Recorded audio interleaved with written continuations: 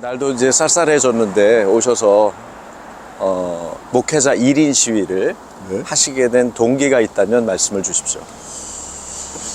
뭐 지금은 아마 성경적인 생각을 가진 사람이라면 누구도 나오고 싶을 겁니다. 그래서 저도 그냥 일찍 나오고 싶었는데 좀 늦은 감이 있다 이런 생각을 하고요. 제가 나오게 된 것은 저는 성경을 하나님의 말씀으로 믿는 그런 목사인데요. 성경에 반하는 가치관을 입법화해서 온 세상 사람들에게 그걸 적용하겠다. 용납할 수 없는 일이죠. 유명한 어스기니스라고 하는 저술가이자 연설가이고 또 굉장한 그 활동을 많이 하시는 기독교 변증학자 오스기니스가 네. 서구를 몰락시킨 세 가지 물결이 있다고 그랬어요. 네. 그 첫 번째가 뭔가 하면 레드 웨이브, 소위 붉은 물결, 공산주의. 네. 두 번째, 블랙 웨이브, 이슬람의 검은 히잡 물결이고 세 번째가 레인보우 웨이브라고 그래서 소위 무지개 물결입니다. 이게 동성애, 동성혼, 소위 퀴어라고 말하는 LGBT, 레즈비언이요. 그다음에 게이, 바이섹슈얼, 그다음 트랜스젠더. 네. 이것이 지금 현재 서구를 몰락시켰다. 그리고 서구에 이미 많은 피해를 주고 있습니다. 근데 피해가 많은 그런 현상을 보면서도 우리 대한민국이 미풍양속을 가지고 있고 좋은 전통을 갖고 있는 대한민국에서 이런 법을 또 만든다. 이건 아니라는 생각이 듭니다. 네. 뭐 생각 정도가 아니고는 하면 안 되는 거죠.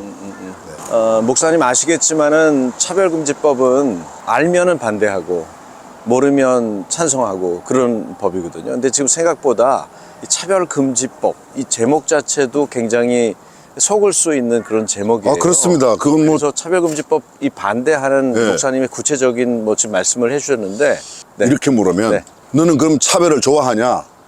아니라는 거죠. 그건요. 네. 지금 현재 우리가 말하는 것은 나쁜 차별, 악한 차별은 안 된다는 거예요. 다수를 오히려 차별하는 차별. 그것이 지금 만들고자 하는 소위 포괄적 차별금지법이죠. 우리나라에 있는 개별적인 차별금지법은 충분합니다. 장애인, 국적, 나이 뭐 이런 것 때문에는 절대로 차별해서는 안 된다. 이미 그렇게 만들어져 있는 법이 20개가 넘습니다. 그렇죠. 근데 이런 법들이 잘 되어 있는데도 불구하고 포괄적인 차별법을 만들어서 오히려 다수의 차별을 가하고 특별히 신앙인들에게 기독교의 가치를 갖고 있는 사람들에게 또 목사님들이 설교하는 일에 단순한 설교는 반대하지 않는데 요사이 코비드-19 이후에 설교가 방송을 통해서 거의 나가는데요. 방송한 것이 문제가 되면 내가 차별을 받았다고 하는 사람들이 차별받았다고 느끼는 것을 표현하면 그때 법이 저촉되거든요. 이런 법을 만든다는 것은 목사들의 입을 잠근다. 교회 활동을 못하게 하겠다. 그런 생각으로밖에 받아들일 수 없습니다. 그래서 차별금지법은 굉장히 이름은 좋은데 알고 보면 아주 나쁜 사회적인 분위기를 만들 수 있고 미풍양속 전통을 해치는 것이기 때문에 당연히 반대해야 된다고 생각합니다. 네. 목사님은 한국교회 총연합회죠? 네, 한교총. 네네. 한교총의 공동대표로 계시는 것으로도 아는데 아무래도 이제 그 교단을 대표하는 어떤 그런 차원에서 이 우리 교회 성도들하고 그리고 국민들께 호소하실 말씀이 있을 것 같아요. 그런 말씀을 좀 얘기해 주십시오. 쉽게 이렇게 생각하시면 좋을 것 같습니다. 지금 당장은 아니라 할지라도 이 법이 통과되면 사회적인 분위기가 이렇게 돼요. 남자 사위, 여자 며느리. 제가 지금은 고인이 되셨지만 서울시 아주 굉장히 중요한 자리에 계셨던 분을 단독으로 만났을 때 물어봤어요. 당신 아들이 있냐? 있다고 그러더라고요. 며느리가 남자 들어와도 괜찮겠냐? 가만히 계셔요. 네, 가만히 계셔요. 그분은 차별금지법을 굉장히 지지하는 사람이에요. 근데 그렇게 왜 당신도 못하는 거를 남들에게 하게 하려고 하냐? 이건 말이 안 된다. 여자 사위 가능할까요? 그냥 쉽게 그렇게 물어보면 될 것 같아요. 남자 며느리 여자 사위 가능하냐? 남자의 신체적인 구조를 갖고 있는데 나는 여성적인 성향이 있다고 그래서 여성들만 들어가는 여탕에 들어가도 괜찮으냐? 이렇게 물으면 거의 반대할 거예요. 차별금지법 그러면 굉장히 사람들이 좋은 말이기 때문에 일단 지지하는데 이건 말이 안 되죠. 예를 들어 또 하나 들어보면요, 이런 것들은 안 되죠. 나는 성전환 수술해갖고 여성들만 하는 경기, 올림픽이나 세계 선수권 대회나 여러 가지 국제적인 경기에 여성 남성이 구별되어 있는데 내 성적인 성향이나 또는 아니면 성전환으로 말미암아 그런 경기에 나간다, 이건 말이 맞지 않습니다. 그러면 경쟁이 될 수 없습니다. 올바른 선의의 경쟁, 공정한 경쟁이 될 수 없습니다.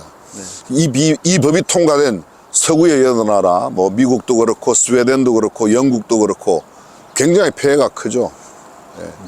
실제적으로 남자가 나는 여성 뭐 성향이 있다 그렇게 해갖고 여성교도소에 갔어요. 거기서 4명을 네네. 범죄를 일으켰습니다. 이런 것이 뻔한데 왜 이런 나쁜 걸 왜 이야기하지 않고 마치 그 사람들을 성소수자, 성적 성향, 지향, 언론들만 잘 모르는 겁니다, 사실은요. 네, 그렇죠. 근데 제가 생각해보면 이런 말씀은, 이런 내용은요, 조금 문제가 있어요. 어떤 문제가 있어요? 조금이 아니고 진짜 큰 문제가 있어요. 어떤 문제가 크냐? 그 사람들은 우리의 성향을 인정해달라는 거예요. 제가 만약에, 아니, 이미 있는 일이지만 나는 아동성애의 성향이 있다. 인정해달라. 이미 나왔어요, 이것도요. 안 되는 거 아닙니까? 만약 제 개인적으로 저는 이렇게 성적 지향을 원하는 사람들을 때려주고 싶은 성향이 있다. 나도 그걸 존중해달라. 안 되죠. 존중하겠습니까? 그게 되죠. 있을 수 없는 일입니다. 네. 그래서 이건 안 되는 일입니다. 사랑하는 국민 여러분, 그리고 오늘 교회에 신앙을 갖고 있는 여러분, 우리가 정말 성경적인 가치를 올바로 세워서 우리 시대에 이런 악법이 제정되지 않도록 특별히 입법기관에 있는 국회의원들과 또 입법 전문위원들이 정말 신경을 쓰셔서 다시 한번 우리나라의 미래 또 다음 세대를 생각해 주시면 좋겠습니다. 저출생이 굉장히 사회 문제가 되고 있습니다. 동성애 동성혼으로 미래의 세대가 없습니다. 정상적인 남녀 결혼에서만 가능합니다. 하나님은 남자와 여자를 만드셨지 다른 건 만들지 않았습니다. 목사님들 가운데도요, 일부가 지금 이 법을 찬동하는 분들이 계시다고 알고 있습니다. 근데 정말 순수한 마음으로 성경을 바라보고 다음 세대를 생각하고 미래를 생각하면 그렇게 할 수 없는 일이라고 저는 확실하게 믿습니다. 목사님들이 정말 다시 한번 성경으로 돌아가서 있는 개별적인 차별금지법만으로도 충분한데 또 새로운 이런 역차별이 되는 차별금지법을 만들겠다는 생각은 접어주시면 좋겠습니다.